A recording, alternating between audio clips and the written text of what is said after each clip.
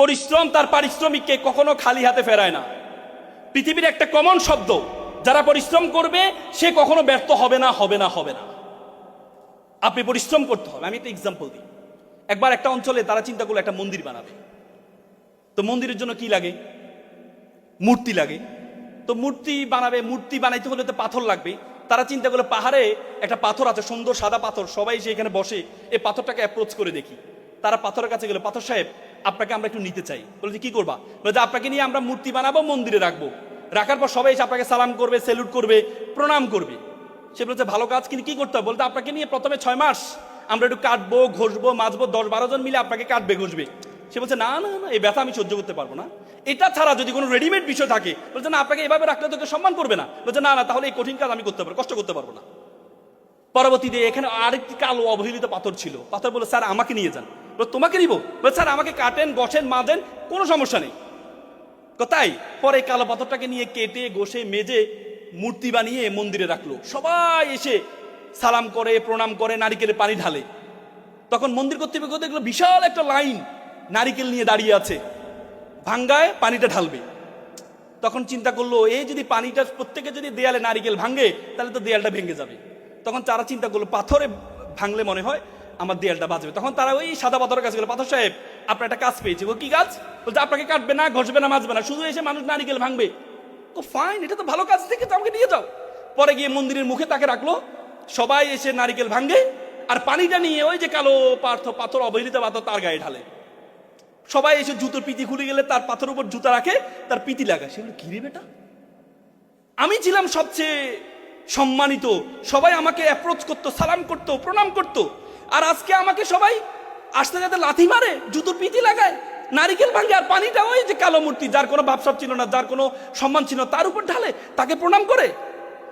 তখন কালো পাথর বলে দেখো তুমি আমাকে আজকে দেখতে পাচ্ছ, সবাই আমাকে প্রণাম করছে, সালাম করছে, কিন্তু যখন আমাকে কাটা হয়েছিল, যখন আমাকে ঘষা হয়েছিল, যখন আমাকে মাজা হয়েছিল, তখন আমি সহ্য করেছি বলেই আজকে প্রত্যেকে এসে আমাকে সালাম করছে, প্রণাম করছে। আপনি ভাববেন আপনি এমনি মানুষ আপনাকে সালাম করবে, প্রণাম করবে? আমরা সবসময় একটা কথা বলি যে হাদিসে বলি যে আত্তাকদিরুল আইয়ারুদ্দু, তকদির কখনো পরিবর্তন হয় না। হাদিসের পরের অংশ ইল্লা বিদোয়া, দোয়া এবং দাওয়া করলে তোমার তকদির পরিবর্তন হয়। আরবিতে বলা আছে মান জাদ্দা ওয়াজাদা, মানুষ যেটি চাইবে সেটিই পাইবে। কোরআনে বলছে ওয়াল্লাইসা লিল ইনসানু ইল্লা মা সা, মানুষ ততটুকুই পাইবে যতটুকু সে চেষ্টা করবে। তুমি চেষ্টা করলে তোমার অবস্থা পরিবর্তন করতে পারো।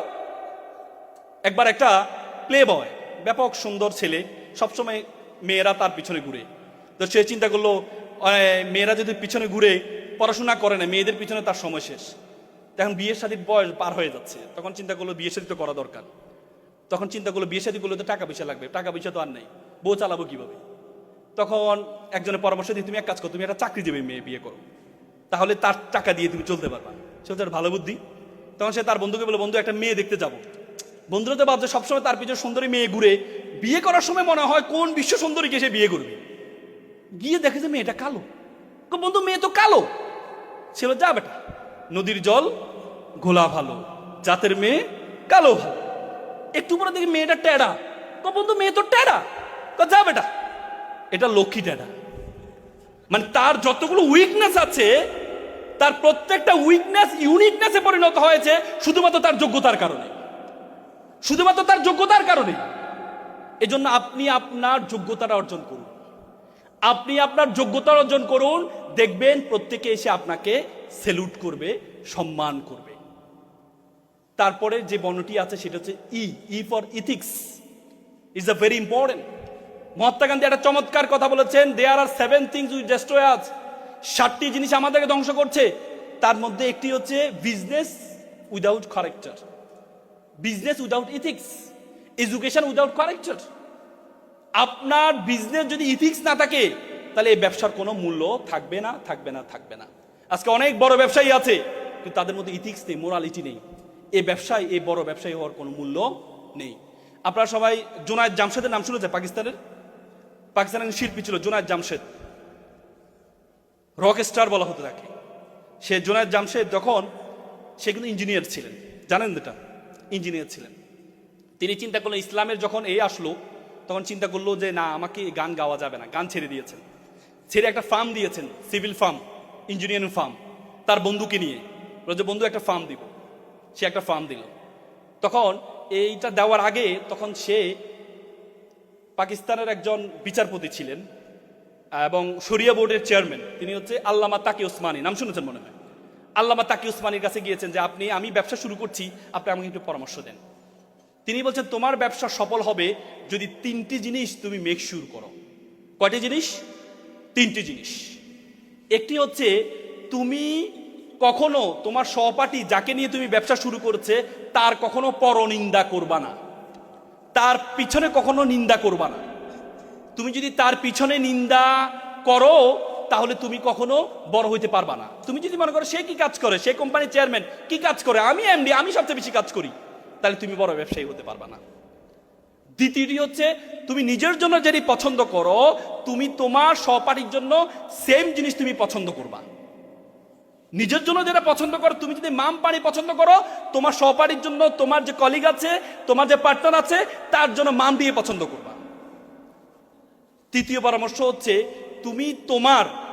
তুমি তোমার যে ব্যবসায় যে লাভবান হবা, যে প্রফিট তুমি গ্রহণ করবা, সেই প্রফিটের একটি অংশ আল্লাহর জন্য ডাইরেক্টরশিপ রাখবা। তোমার যদি ডিরেক্টর 2 জন হয় তাহলে 3য় নম্বর ডিরেক্টর হবে আল্লাহ তাআলা। তার মানে কি আল্লাহকে টাকা দিতে হবে না? আল্লাহ কি টাকা নিজে গ্রহণ করেন? না, গরিব দুঃখীর জন্য। আল্লাহ বলছে উখরিজাতিল লিন্নাস, আমি তোমাকে মানুষের কল্যাণের জন্য সৃষ্টি করেছি। কুনতুম খায়রা উম্মাত উখরিজাতিল লিন্নাস, আমি তোমাকে মানুষের কল্যাণের জন্য সৃষ্টি করেছি। তুমি যদি কল্যাণটা নিশ্চিত করো, অন্যের জন্য খরচ করো, আল্লাহর জন্য খরচ করো, গরিবকে খাওয়াও, তোমার একটা রাখো, তাহলে তুমি কখনো ব্যবসায় ব্যর্থ হবে না। তার মানে এই 3টি জিনিস যদি তুমি মেক শিওর করতে পারো তাহলে তুমি কখনো কি হবে না?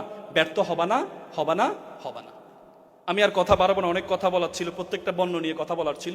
আমি শুধু বলে যাচ্ছি, এনতে হচ্ছে নেগেটিভ অ্যাপ্রোচ থাকা যাবে না, নেগেটিভ অ্যাপ্রোচ থাকা যাবে না। তারপর এস, লাস্টে 2টি এস আছে। একটা এস ফর সফট স্কিল, আপনাকে দক্ষতা অর্জন করতে হবে। আপনাকে এমন একটা দক্ষতা অর্জন করতে হবে যে দক্ষতারা 10 জন থেকে আপনাকে পার্থক্য করে দিবে, এমন একটি দক্ষতা আপনাকে অর্জন করতে হবে। আপনার সহপাঠী 10 জন, আপনি এমন একটা দক্ষতা আপনার আছে যে 10 জনের তো দক্ষতাটা নেই, তাহলে আপনি বড় হতে পারবেন।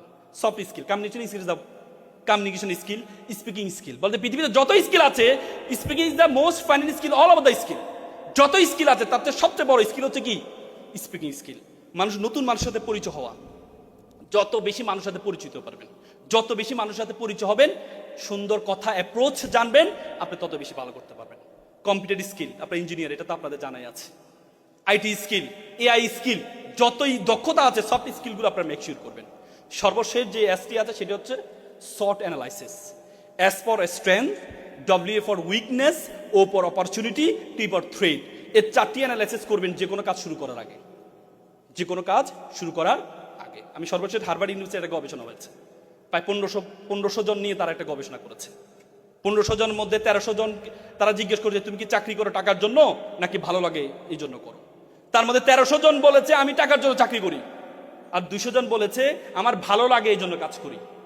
পরে দেখা গেছে 20 বছর পর সফলতার হার দেখেছে, তারা দেখেছে সবচেয়ে বেশি সফল হয়েছে যারা বলেছে আমি প্যাশনেট হয়ে কাজ করি, আমার ভালো লাগে এই জন্য কাজ করি, তাদের সফলতা পায় তাদের চেয়ে পায় 20 গুণ বেশি। এজন্য আপনি যে কাজটা করবেন প্যাশনেট হয়ে করবেন, ভালো লাগে। 3 ক্যাটাগরিজ মানুষ আছে আমাদের পৃথিবীতে, একটা হচ্ছে ট্যুরিস্ট, একটা হচ্ছে প্রিজনাল মেন্টালিটি, একটা হচ্ছে ট্যুরিস্ট মেন্টালিটি, আর একটা হচ্ছে প্যাশনেট মেন্টালিটি। প্রিজনাল মেন্টালিটি মানে যে কারাগারের মতো, মা বাবা বলছে ডিপ্লোমা করো, ডিপ্লোমা করছি, মা বাবা বলেছে বলেই করি। আর আরেকটা হচ্ছে ট্যুরিস্ট মেন্টালিটি, করছি ভালো লাগলে থাকবো, নাহলে অন্যদিকে চলে যাবো। এটা ট্যুরিস্ট, ঘুরতে গেলাম ভালো লাগছে আবার ঘুরে ঘুরে চলে আসলাম। আরেকটা হচ্ছে প্যাশনেট মেন্টালিটি, থার্ড মেন্টালিটি। তাদের সফলতা হার সবচেয়ে বেশি যারা যে কাজটি করে তারা ওই কাজটি তার ভালো লাগে। জাপানে একটা বই আছে কাইজান, লারা হার্ভে বইটা লিখেছেন। জাপানিরা কেন সফল সেখানে একটা গুণের কথা বলছে, ikigai, do what you can do the best, করো যেটি তুমি ভালো জানো। এজন্য আপনি যেটি ভালো জানবেন, যেটি আপনি ভালো জানবেন সেটি যদি আপনার সার্টিফিকেটের এগেনস্টেও যায়, সে কাজটি আপনি করেন, দেখবেন আপনার সফলতা কেউ ঠেকাইতে পারবে না। এপিজে আব্দুল কালাম চমৎকার একটা কথা বলেছেন, প্রজাপতির পিছনে ঘুরিও না, ফুলের চাষ করো, প্রজাপতি তোমার পিছনে ঘুরবে।